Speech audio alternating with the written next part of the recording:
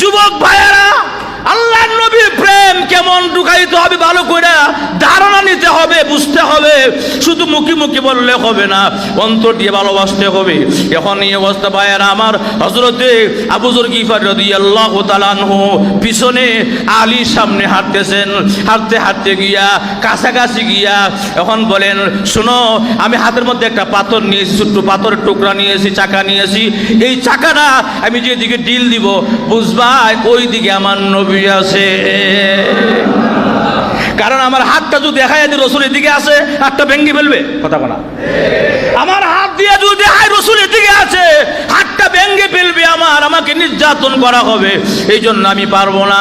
যদি দেখো আমার এই পাথরের টুকরাটা যদি আমি উড়াইয়া দেই, নিক্ষেপ করে যেদিকে দেই, বুঝবা এদিকে আমার নবী আছে। ইশারা বুঝা নিও। এমনি দেখা যায় আল্লাহর নবী, বিশ্ব নবী, রাহমাতুল লিল আলামিনের সাহাবী আবু যর গিফারী রাদিয়াল্লাহু আনহু পিছনে হাঁটেন, আলীর সামনে হাঁটতেছেন।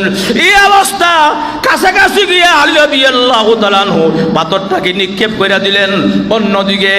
এর দ্বারা ইশারা দিলেন আল্লাহর নবী এই আশেপাশেই আছে, তালাশ করে বের করে নাও। জোরে বলুন সুবহানাল্লাহ।